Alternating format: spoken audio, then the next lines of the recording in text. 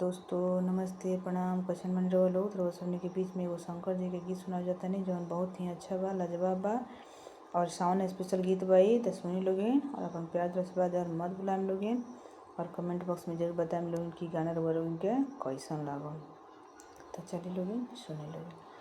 सावन के दिनवा सुहावन सावनवा में ना मानी शंकर जी। सावन के दिनवा सुहावन सावनवा में ना मानी शंकर जी। कोठाया टारी शिव के मन ही न भावे। कोठाया टारी शिव के मन ही न भावे। टूटही मड़ैया मन भावन सावनवा में ना मानी शंकर जी। सावन के दिनवा सुहावन सावनवा में ना मानी शंकर जी।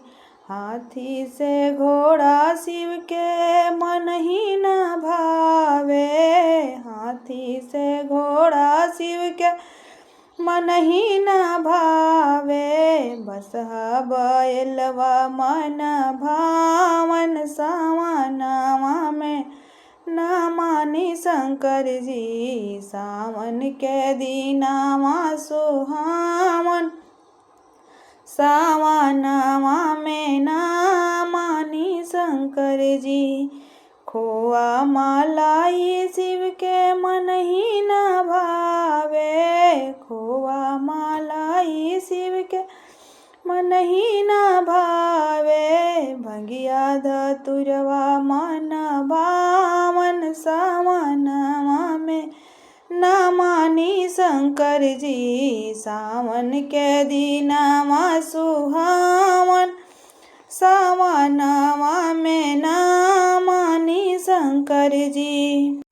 तो सकतकिया शिव के मन ही न भावे। तो सकतकिया शिव के मन ही न भावे। मिर्गा के छाला मन भावन सावनवा में ना मानी शंकर जी। सावन के दिनवा सुहावन सावनवा में ना मानी शंकर जी।